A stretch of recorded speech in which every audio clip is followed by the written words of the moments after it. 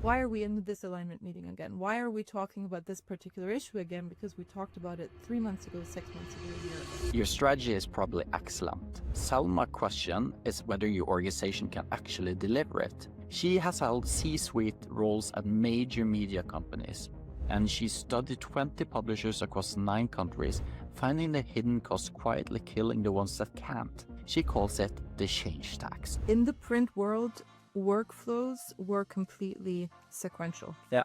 You had your newsrooms, and they were responsible for the journalism and nothing but the journalism. Right? So you needed a hierarchical structure because someone had to make the call, and then when you were done, and another department took over. Digital broke that apart. The structures of these media companies are often from the past, and now with AI, they're actually becoming a real liability. New York Times announced 12.8 million subscribers and almost nearly $3 billion in revenue. The Washington Post at the same time, they laid off a third of its newsroom. That's sort of what happened at the same time there. It actually wasn't that different. Selma, what is it that you know that most CEOs and management team hasn't figured out yet? I wouldn't say I know something they don't know. In my experience, an outside consultant usually helps you put into words what you already know. And I think that's what I've done with this change tax framework. It has resonated with people in a way that really surprised me. And the feedback that I got was, yes, thank you. This is exactly what I've been experiencing, what I've been living through. So I guess it's not knowledge, but I've put it into words, and I'm helping organizations put it into words. We're going to be talking about what the change tax is in today's conversation, and but then have a look into both your Substack, getting to know you at different events. I mean, if you look at your sort of history, I mean, you had a rocket career, like 35 working as C-suite executive at the big media publishing. You really grew your career fast. Take us a little bit back to like your previous career and like that early on, how you managed that. I started out in management consulting, actually. So the last 2 years have been kind of a full circle moment for me because I've already been in consulting. I didn't work for the media industry at BCG at all. And then I was really curious about this company called Axel Springer, which was across the street. They were doing fascinating things with digital publishing at the time, still are. And I thought, what a fascinating, purpose-driven, important industry, and one that is extremely interesting to me. So I became chief of staff to one of the executive board members at Axel Springer, who then sent me to New York in September of 2019. Okay, so good timing. I mean, in terms of subscriptions, excellent timing. But for me personally, of course, it was questionable timing because I was only physically there for 6 months, and then back to Berlin, and then the travel ban happened. So for the longest time, I was sort of between Berlin and New York, and working for 2 New York companies, actually. First, I was at Business Insider, as I mentioned, which is a subsidiary of Axel Springer, and I ran the subscriptions business there. We called that Chief Membership Officer. And then I was at Fortune, where I was Chief Customer Officer. It was a very similar job, but as we will, I'm sure we'll talk about in the course of this conversation, is those roles were extremely difficult to kind of grasp and define, and they were extremely interdependent with all of these other departments. And then I got into consulting again for a number of different reasons. But one was that I thought I could really make a bigger difference as an advisor to these executive teams that are sometimes quite dysfunctional, not because of lack of willpower, not because of a lack of qualifications. On the contrary, like I worked with wonderful people. At some point, I just realized the structures of these media companies are often from the past and not suitable for this digital world that we live in. And now with AI, they're actually becoming a real liability. So that's why I'm advising on this. Yeah, I mean, we're still moving. We're sort of part the digital age in many ways, but we're still acting in sort of like hierarchy from the print world. And now with AI, I mean, there's a lot of structure that maybe needs change. And maybe as an independent advisor, you're able to solve that quicker and better, maybe compared to being in an organization, or you're reflected on that.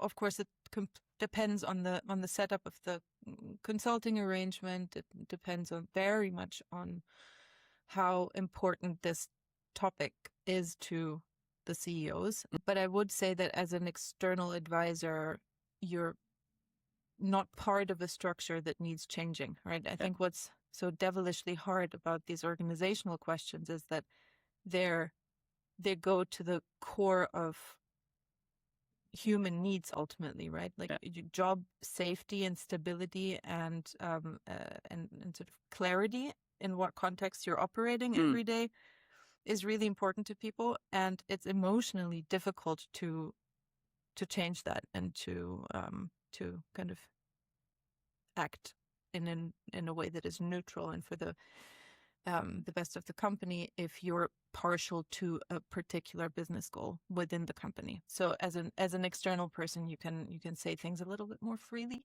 Yeah, you can, but also, I mean, when you saw these things when you were at Axel Springer and the other places, once you're now an advisor and you start talking with more and more of the same publishers, do you see the same pattern that you experienced yourself in that case, or is it sort of, no, we don't have this? Well, it's actually, this is also something I wrote about when I first experienced this feeling of this setup is not quite right. Like we are all trying our damn hardest here, and somehow our objectives are still not. We're not achieving them. I thought maybe this is specific to this company. Maybe this is specific to me or my team, or maybe this is specific to this country, right? I thought maybe this is a difference between the US and Germany. And then I saw the exact same patterns at another company. I thought, okay, interesting. There seems to be a pattern here. And then I went into advisory work, which, by the way, I still mostly talk about subscription models, commercial models behind subscription businesses. But I've noticed that every time I get hired, we rub against this issue of which team is actually responsible to execute this wonderful intelligence strategy that we came up with. And I mean, the bigger the company, the more the challenges become maybe as well. I want to sort of come into the core of the conversation, and you define sort of a little bit of, you call it the change tax. Before we move on, what is the change tax, and can you explain it to the listeners? Yes, so the simplest, in the simplest terms, for me, the change tax is work, labor that is not productive, right? That you still have to do, that the organization sort of forces you to do, but that doesn't serve your business goals. And now you could argue that's just in the nature of human work. You can never be perfectly efficient. That's true. But what I mean is recurring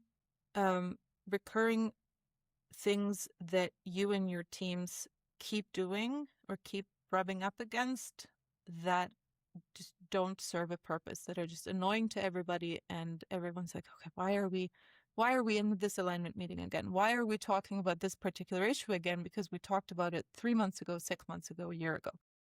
And that I was sort of looking for a term to make sense of it for myself, and I thought it felt more like a tax than something that you actually pay for and get something specific in return for. And the term change, I think, is because like every time you try to implement something new and to change course, to change direction, these old rigid structures just impose such a heavy burden on the teams. And if we go back to sort of what we started with, sort of we're optimized organization structure from print, yes, we're moving to digital, but now AI is in there. What's sort of the thing that's sort of wrong with sort of the print structure versus going to digital that sort of the change tax talks to? In the print world, workflows were completely sequential. You had your newsrooms, and they were responsible for the journalism. And then at a daily newspaper, you had deadline, I don't know, 5 p.m., 6 p.m. The print needed to go out. Exactly. So you needed a hierarchical structure because someone had to make the call. And then when you were done, and another department took over. And yet another department would sell the ads and would do the, I don't know, the marketing, the distribution. These parts of the organization were, like, to be successful in them, you had to be really excellent at what you do. You had to be super specialized, and you didn't have to talk much with the other departments. Digital broke that apart, completely broke that up. Like now, I guess a simple example, and there are so many, but a simple example is a journalist is now also sort of the distributor, right? Because if the choice of words in an article determines how you're found, then I'm sorry, you're not just here for the writing and for what we traditionally define as journalism.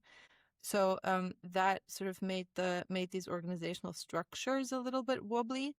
And I think what's behind that is this sort of decoupling of different factors of power that used to be fused physically, right? In the print world, everything was physical, and the person in the corner office, probably more often than a man than a woman, but the person in the corner office sort of saw everybody on the shop floor. The factories were there, the trucks were there. You could see the inventory, like the formal authority and control over assets and access to information was all fused together.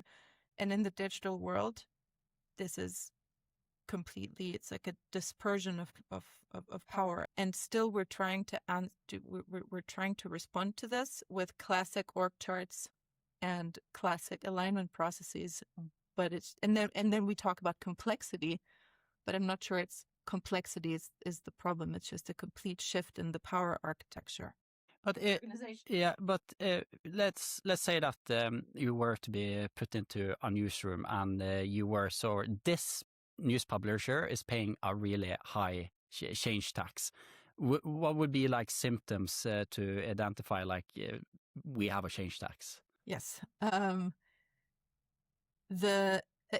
identified 5 symptoms. Okay. This is, it could be more. I'm always open to kind of adjusting. So listeners, listen carefully now, and then come after if there's more, but I really want to learn the 5 ones. Okay. The 5 ones that I have is, first of all, I mentioned it earlier, when priority initiatives are just not moving, right? You have a newsletter initiative that the CEO really cares about, that the editor-in-chief has bought into. Everybody wants it, and somehow it's not happening.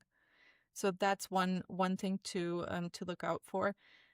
Another symptom I've noticed is engagement scores and employee satisfaction, when it varies dramatically, right? When you have departments where it's really high and departments where it's quite low, that usually tells you something. And the pattern that I've seen across publishing companies is that ad sales departments tend to be quite happy in their kind of contained, clearly defined space. They have clearly defined jobs. Whereas I noticed the reactions to the stuff that I wrote about, a lot of it came from product and tech folks who are really suffering from this, from being pulled in all kinds of directions, because several people in the organization think they're responsible for the product. And they are, right? The product people, the journalists, everyone's kind of doing the product. The third one, meetings that kind of balloon and then collapse, or meeting supernovas, I guess. Where you start a cross-functional alignment process, and in the beginning everybody's excited that finally the right people are talking to each other, and then one person says, oh, but we should really include my boss because I'm not sure if I can decide this. And then the boss comes along and you still think, oh, this is great. People care about this. People are investing time. And then all of a sudden you're in an alignment meeting with 18 people. Nothing moves. And people stop going to the meeting because nothing moves. And you've expended all of this energy and time and nothing happened. When you have, you're surrounded by really good people that you like and that you want to work with, and still there's some kind of a trust issue where it's difficult to build trust, because if the commercial agenda isn't clear, then suddenly protecting your own interests becomes the agenda. You start looking for hidden agendas everywhere because the common commercial vision isn't clear. And then lastly, attrition. Also, when you have people leaving new jobs quickly, or if you have high turnover in certain positions, I think that also tells you that something is wrong, not with the people, but with the structure.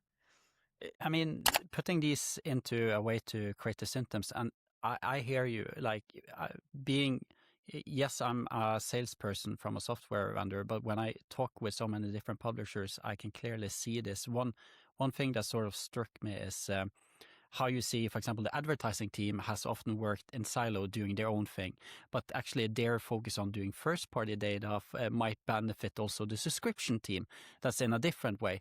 Now, I think also at Inma, they're doing some really great work in terms of the advertising initiative to like connect these two dots of what they are doing and not working in silos.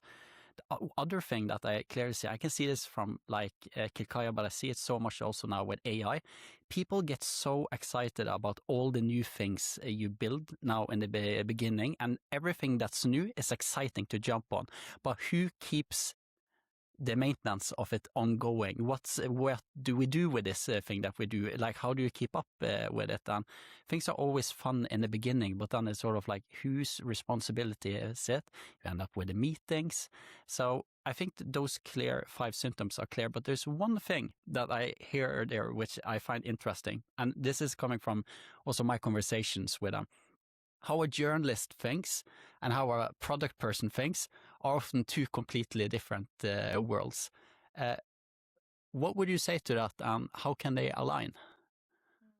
They do come from different worlds. Ultimately, they come from different schools, and they, like, physically, literally from different educational institutions that have their own cultures, and the content of the work is so different. The sort of rhythm of the work is so different that often, to me, it feels like they communicate on different wavelengths. Yeah, so it's almost clash immediately just by the way of the thinking in this case. Pretty much, exactly, and it's recurring. Like one example that I always think is hilarious when journalists complain about why a software takes 6 months to integrate. Why you keep talking about the software? Why can't we just use it? And then the product folks or the commercial people will say these journalists, they have all these changing priorities. Like today it's this, tomorrow it's something else. And in these criticisms of each other, there's always a kernel of truth. The journalist does need to jump to the next topic, and they do need to be super relentless and call the source 10 times. But then they apply that culture to other people that they work with. Whereas product folks need to think more long term, and they really need to apply 80-20 to a lot of the things they do, because you can't, like, you could run 100 A/B tests, but you have to stop at some point, right? So you have to be a little bit more pragmatic. Yeah. But the journalist really needs to get to the bottom of something. Yeah. So these mentalities do clash. But I would say I'm not sure this is specific to the media industry, actually. No. At least when I hear from my friends working in other industries, it's like, I think the industry tried to sort of like, you have this term bridge role, which is often like a journalist going into sort of like a product to be able to speak both languages. I heard also so people talking about like the bridge role not being exactly the solution to everything, but then I think having somebody that can communicate both ways helps there. But then one thing that I read on your Substack is that you actually measured this. So you took, what is it, 15, 20 publishers, and you ran what they did and connected it with the financial results. I mean, what were some clear trends and what did the data show when you looked in terms of that to identify the sort of like the change tax?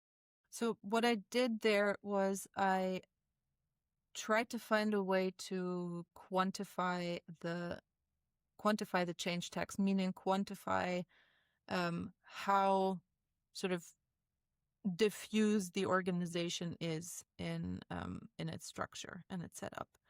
And I thought, what better source to find these indicators than in employee reviews, right?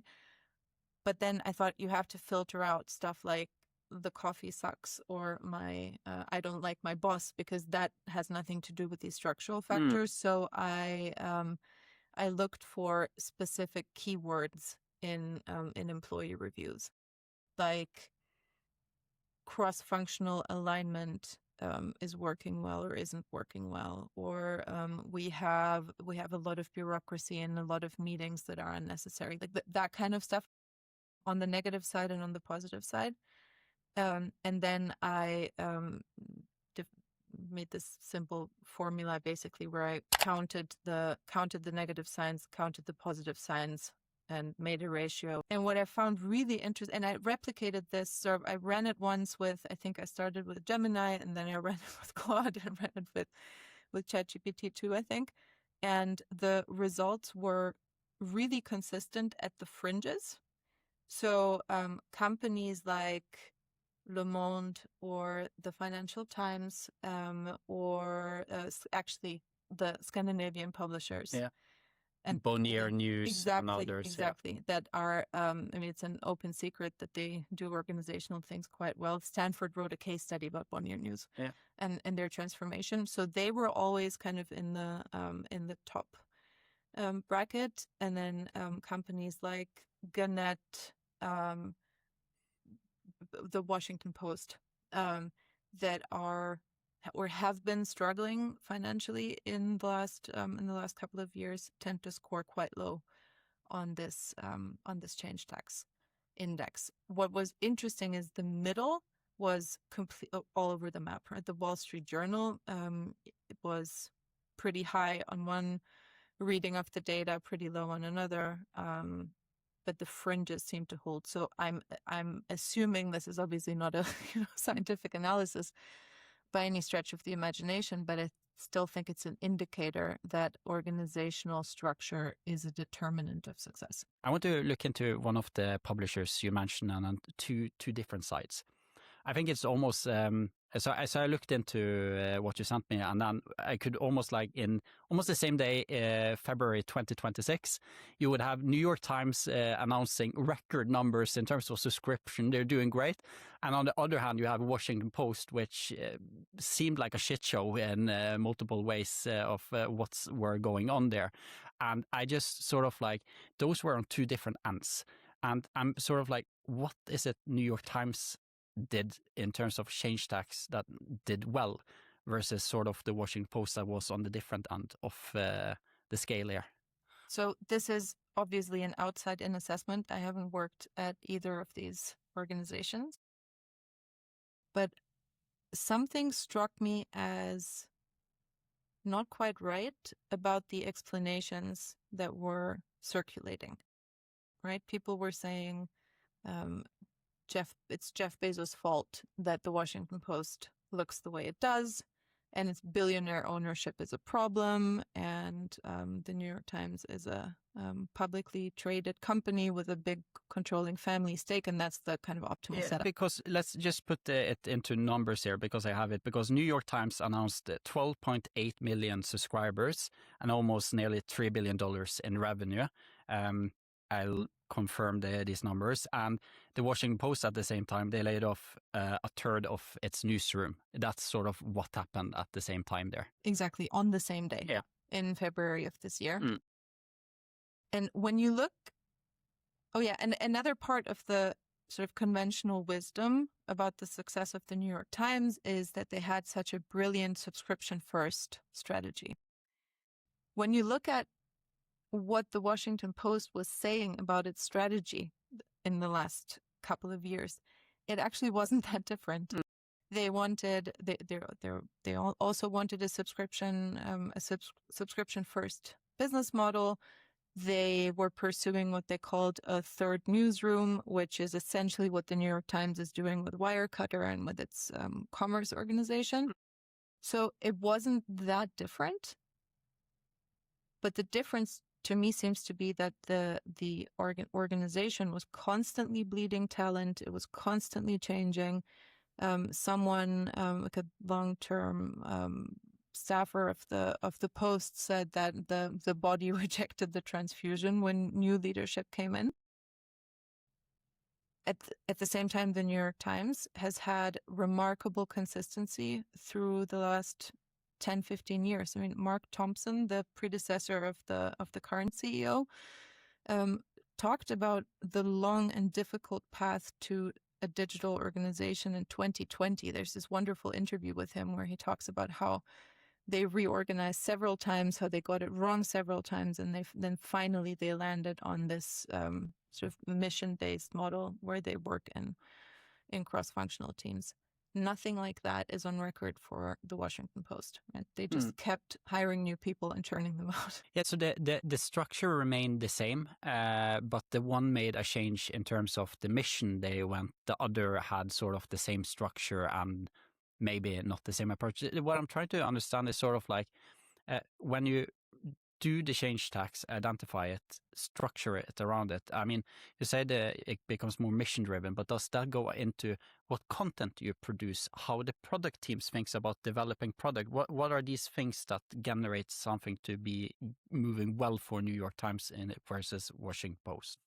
I mean, Jeff Bezos did, of course, interfere with the editorial direction in a way that the market immediately kind of rejected. I don't remember the exact numbers, but subscribers left in the thousands at once when this happened. Surely it is part of the explanation, but I don't think it contradicts this finding that on the contrary, actually, I think it explains why Jeff Bezos probably got cold feet at some point and said, okay, this isn't going how I imagined it, and then I have to intervene, right? Like you really don't want a nervous investor who's worried about who's getting second thoughts about the investment, and by all accounts, that's probably what happened. And when you only intervene every now and then, you're creating the opposite of consistency. You're just stoking the flame. And I just find it so crazy because like what I've learned throughout is sort of like Jeff Bezos invented like sort of the two-sided pizza, the way to organize he got it down to the exact formula in Amazon. How the heck could it be not be the same at the Washington Post? Like how could that happen? We can only speculate, right? But maybe he thought this is a much smaller organization, a completely different business model. I would guess that the new ownership just didn't pay as much attention to organizational questions as they probably should have. I mean, I think those are two great examples, and one clearly thinking correctly, adapting the structure, the other maybe not that much plus influenced by a billionaire with his own will. But you did also if you look at the sort of the change graph tax and the different publishers, we have Bonnier in Sweden, and we have Le Monde, Financial Times, and I just want to, what is it about their structure? And because they had multiple rounds of restructure, at least for Bonnier, in terms of like what the right structure should be. What is it they do right? Yeah.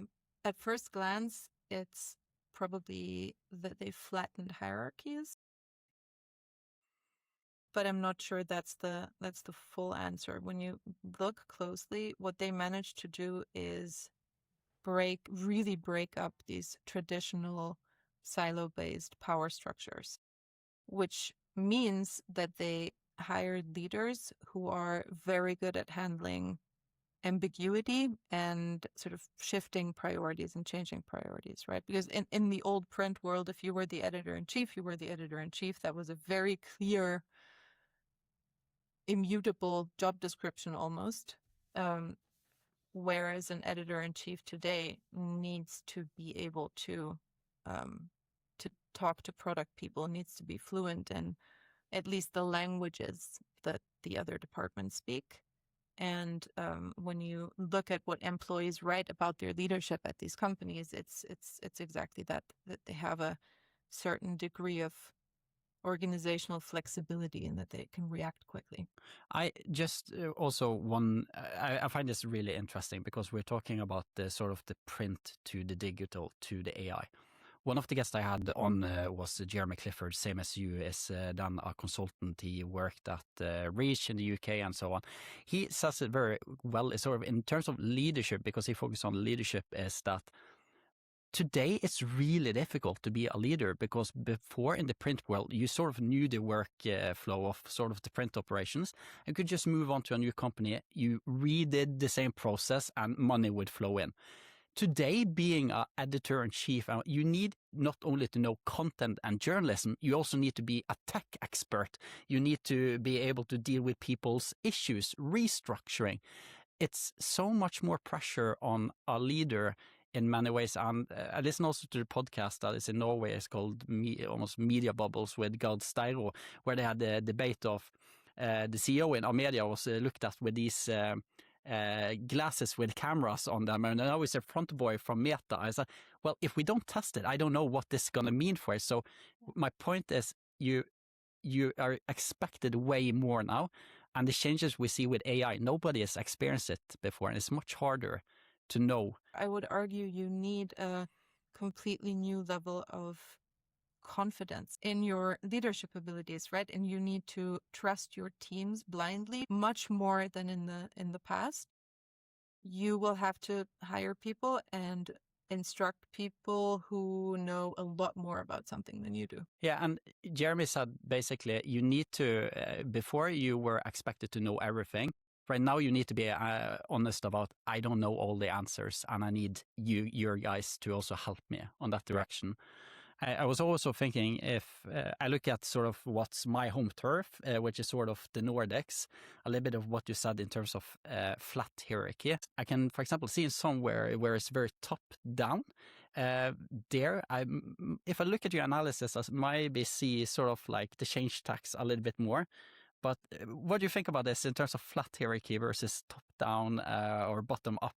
Or does that influence sort of anything on the index? I think it very much does. Yeah, absolutely. Because this flexibility to think across different parts of the organization. And be open. And be open to, exactly, and to be able to respond quickly to dramatic changes that are happening, that are accelerating, but even before AI, they were happening all the time, right? There was an algorithm change and suddenly everything looked different and you have to respond.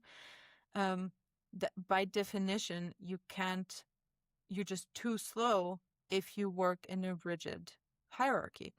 Because then that means someone with an expertise in print and someone with an expertise in technology and whatever, they have to come together in alignment meetings and align on 17 different points and argue them out. Like it takes a year to respond to something that you need to respond to quickly. Exactly. But then I think basically what Jeremy said and you said is so complementary, because one thing is it doesn't necessarily, I would want to take that back, not change your structure, but it starts basically with the leadership team by also admitting they don't know everything, because that was in the old world. And by admitting that these are changes we never experienced before, and then having multiple people working together. But this is also where the clash of how people are working and the new world comes in. But then Let's talk to what good looks like in that case, because we talked a little bit about the other industries in this case, and on your Substack, you sort of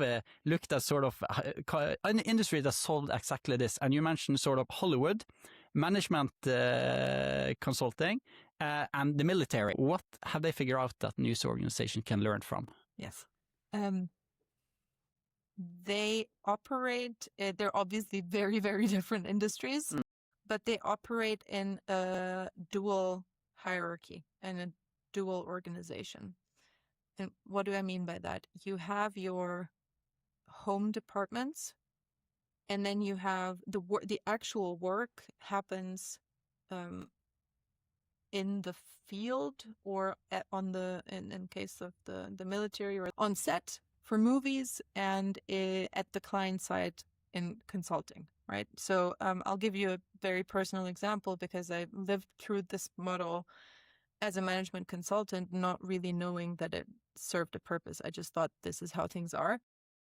But I was officially part of the Berlin office of BCG, right? Like formally, my boss was the head of the Berlin office, but I barely ever talked to this person because I was constantly deployed on client projects, right? So every Monday I would get on a plane and fly somewhere and work with a temporary structure where I was eventually a project leader. I was leading these teams. In the beginning, I would be part of these teams where the project leader is the person who makes the decisions. Like, the project leader is not going to call someone in the whatever industrial goods practice group in Munich to align on a decision. Like, that would be absurd, right? It's just like it would be completely absurd for a cinematographer to call the guild and to check which lens they should use. Like, they're trusted with these decisions. Or a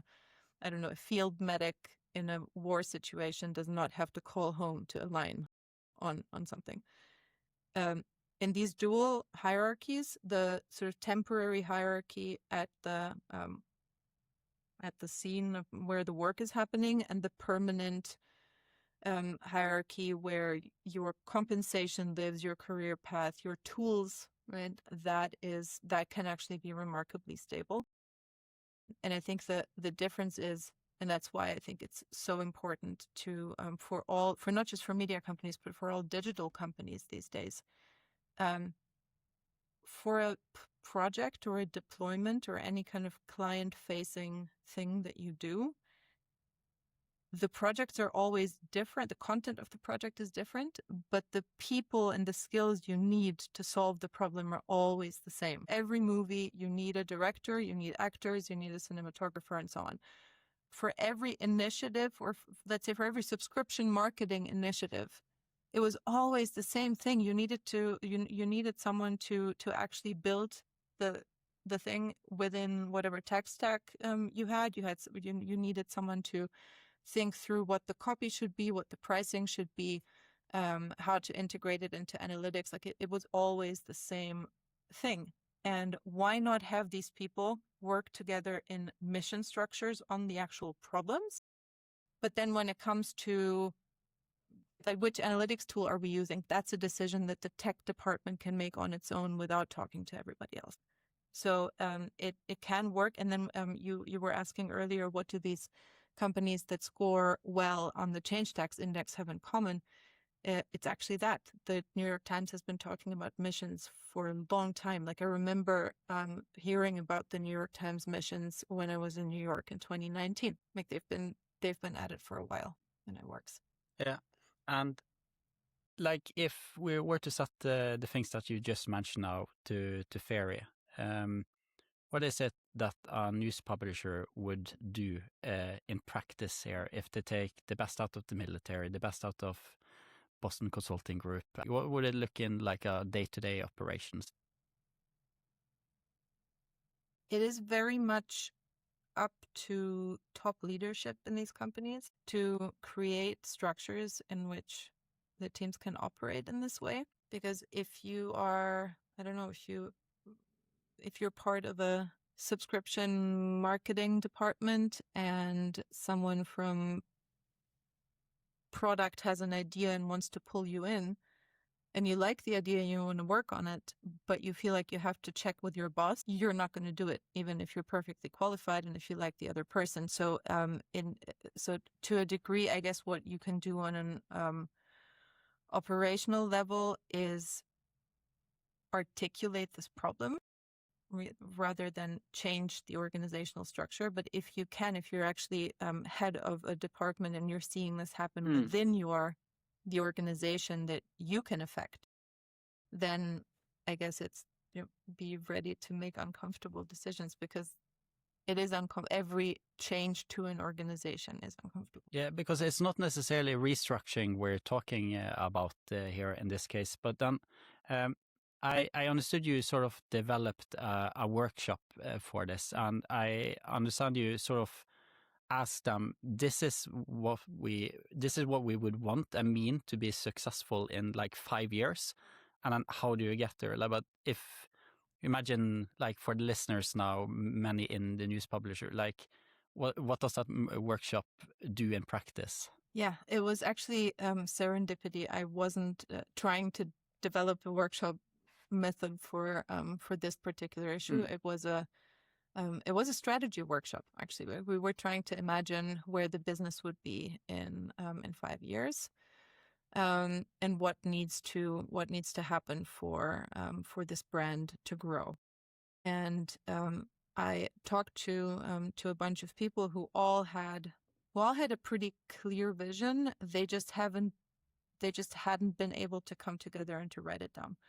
So what I did is I wrote, I was actually thinking I would do the Amazon press release method, right, where they write a press release from the future to force themselves to be super succinct and to the point. But then I thought a press release isn't really good workshop material, because that's the glossy version of the success, right? What's more interesting would be a case study, like a proper business school case study, 5 to 10 pages, where you imagine what the company would look like in 2030, and we're 5 years from now, and then have everyone in the company, all the relevant decision makers, read that, annotate it, and we said everyone sort of takes 20 minutes to read this case study in the beginning, and they mark things with 3 different signs. They say, okay, this definitely, this we want, this is a question mark, this no way in hell we can't do this, there's no way we can achieve this. And then we sort of picked apart, what would it take for us to succeed in this way. And then suddenly we weren't talking about strategy anymore. We were talking about who in this room needs to talk to who, how do we need to rewire the meetings. And then literally after this workshop, we said, these 4 regular meetings need to go. Instead, we need this group of people to meet and this group of people to meet. This is what's going to be on the agenda. And suddenly this new productivity was unlocked, because I think that the case study helps people imagine what an end state might look like. So coming back to where we started, sort of with structure in terms of print to digital and AI, one thing that you write is that AI is the sort of reason why we cannot wait, by both understanding the change tax, understanding how we need to be as an organization. I mean, what happens to a publisher that's structurally broken when AI fully arrives, if we're still thinking in the old ways? And why does it have to happen now? 2 reasons. One is it adds just fuel. It's fuel to the fire. Whether it's good fire or bad fire is not determined by the fuel, whether you want the fire or you don't. The fuel just does what it does. Meaning, if you have these dysfunctional meeting structures and dysfunctional organizational structures, then you're just going to do more of the same busy work. You're going to do it more effectively. You're going to spend more tokens doing it. But token maxing, exactly. But for what, right? It's still not going to move you closer to your business goals. And then the other factor is simply productivity. And I really want to emphasize, I don't mean cost cutting, right? This reflex of, oh, great, now we have AI and we can save all this money. I think it's really short-sighted, because imagine what you could do if assuming your business model works, just imagine how amazingly you can scale it if the people you have on board were actually 20 times more productive. So, and if you don't get on that, then someone else will, and these maybe startup companies will eventually do better than the incumbent traditional media brands, because they're getting this right from the start. Tarja, our CEO, told me about this example, not from news publishing, but I just find it great in terms of how you take something existing and then just optimize them 20 times higher. It's from IKEA, where they used AI to mainly do more of the customer support work. But instead of firing the customer support saying, we don't need you, there was a big need for people designing the kitchens and then having them retrained on how do you design kitchen to be able to do meetings with customers in person, or digitally there, to then be able to have them optimized for something that they didn't necessarily, it was long waiting times, but they re-educated on something that the business actually was in need for. And I think that's gonna, if print moves away, those people sit with really good qualities that can be then amplified by it, but it needs restructuring and it needs maybe also a new leadership model. And I think the IKEA use case is actually pretty brilliant instead of saying cost cutting in this case. One cool example I've heard from the media industry is moderating comment section. That used to be it used to be so difficult, and it used to basically be so much manual labor that so many companies just gave up on it. And now that you can moderate content so easily, you can actually use people who were scrambling to kind of stay on top of this. There's people who were doing a Sisyphean task of moderating content. You can actually now let them build communities and really moderate communities. It's some of the really good examples. I think we will see more of them coming on.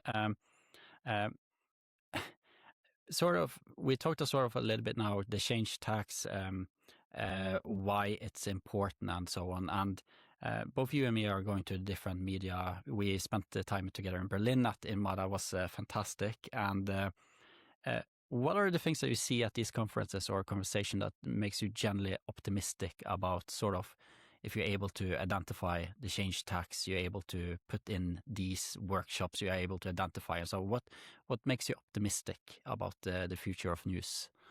First of all, these conferences tend to be sold out. That's a really good sign. Actually, not just in media, people all across the digital economy, people feel the need to come together and to talk about what's happening because they can't solve it alone.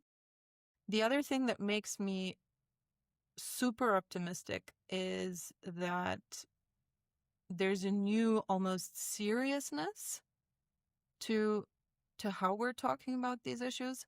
I've very often at media conferences, I felt like we were complaining about the same issues over and over for years, right? People said, digital subscriptions are growing, but they're never going to compensate for print and blah, blah, blah. It was always the same.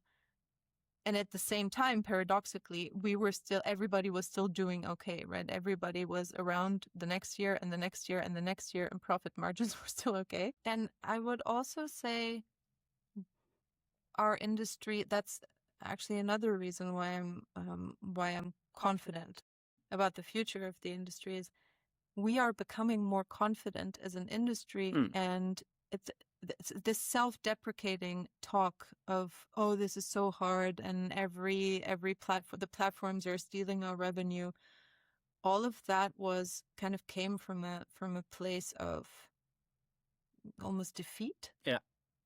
Whereas now we're saying, in Salzburger's speech at One IFRA in Marseille, it's amazing. Was the room was electric. It was unbelievable. I'd never seen anything like if I were to compare it to a movie, it was almost like William Wallace Braveheart. That if you had one day, would you like that William Wallace Braveheart moment in the industry? Yeah. It was absolutely fantastic to witness that. If I were to ask you if, like, one of the listeners right now been listening through all of this, a CEO, a editor, a head of product, recognizes something about the organization that we talked about today, and they see some of this, what's the one thing they can do this week, or not in 12 months, but now this week, depending on the things we talked about?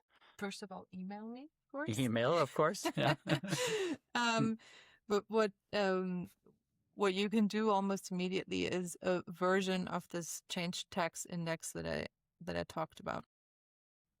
What people write, what your employees write about your organization is the most insightful indicator that you can find.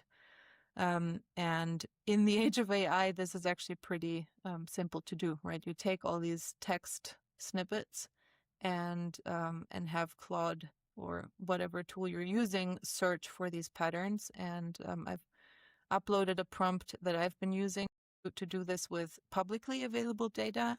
I think if you do it with your own actual employee data or engagement survey data, it's gold, and you can see immediately where the where the problem is the most acute within your organization. And then I would say pick one initiative that isn't moving as quickly as you want it to, and think about what kind of mission team could actually solve it, and then just try it with one initiative. Say, okay, this you create a small team around a particular issue, and give them the full authority to work, and to not have to align with the rest of the structure, and see what happens. From your perspective, those news publishers standing really strong in next 5 years, what do they have in common in terms of what we talked about today? I think they're going to be groups of loosely connected, very smart, very qualified people who work in very flexible ways. I don't think I can be more specific than that, because I think a lot of questions around what our products will look like, to what extent they will live on platforms or off platforms, like all of that is still unclear and needs to be answered in the next couple of years. But assuming that high quality journalism, direct relationships with readers, all of that stuff that has been really important and valuable for a long time, but is now becoming extra valuable because reach-based models are sort of being commoditized. That is under threat. Is under threat, and that's why this competitive advantage of great journalism that has always been there is only gonna become stronger. But that means you need, maybe smaller groups of extremely highly qualified and motivated people. I guess in a way speak different languages. Yeah. Who are not just journalists and not just product people and not just market. We have a tradition on the podcast where the previous guest gets to leave a question for the next one, not knowing who it is for. The previous guest I had on the podcast was Helge Wold Hustad. He's the homepage editor at VG. So he is one of those that decide what millions of Norwegians see every day on the homepage and creating the mix there. His question is, today, most people get their news from a web and in-app at VG. What will be the next big thing? And he thinks that if you're able to answer this and be right, you're going to be a millionaire. Wow. That's a tough question. I don't know if it will be something dramatically different, to be honest. I don't know what the VG app is like. It's probably Scandinavian publishers tend to be light years ahead of everybody else in a lot of dimensions. So I assume it's really good. Still, I haven't yet seen like a proper large-scale multimedia platform that is a love brand and that is personalized in exactly the way that that readers want it.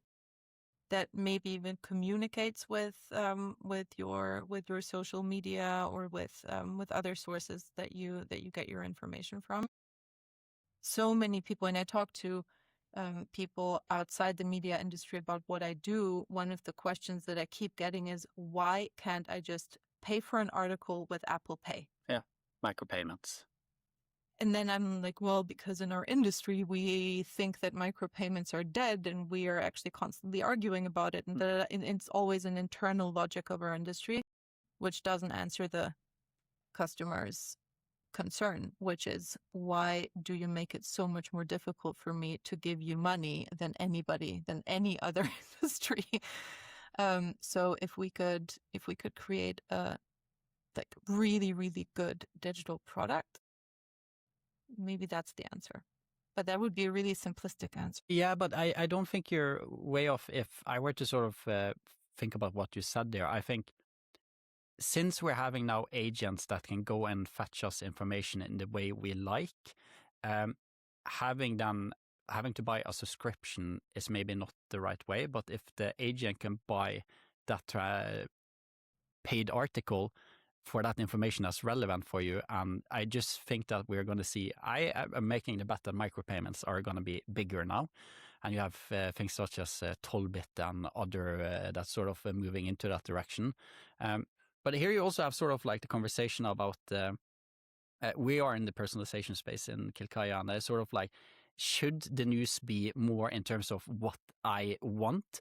But then you're sort of combating sort of the journalistic thing that, I mean, even though right now maybe I'm following the Norwegian football team, that's my only interest, I need also to read about the war in Ukraine. I need to keep that going also. So you always have this journalistic thing that you have to think about, but I think you're answering that. So you might be a millionaire if you get it right. Yeah, let's hope. But Selma, we also, you get to ask a question for the next guest, not knowing who that is or what they do. Do you have a burning question that I should bring on to next guest? Yes, I have thought about it. And my question is, what is the one thing that is universally valuable about journalism? Like, what is the one thing that makes it worth paying for across countries, generations, topics? What's the essence? What are we actually talking about? I will make sure to bring that forward to the next guest. I really want to thank you, and so great to have you in our I mean, this is volume 2 of the studio. Might do some changes to it. I love the front page. This front page should have been personalized. Not. So we're trying to do some ads, but it's getting there. But I just also want to say to the listeners and the viewers, for those watching this on video, you have a way to determine the change tax. I'll make sure to add that into the description, and also the prompt and AI that you're creating from this. So everybody listening, viewing, this is going to be in the description. And how can they easily contact you, Selma, if they want to get in contact with you? LinkedIn. I spend way too much time on that platform. Yeah, you all heard it. Thank you so much for joining. Thank you.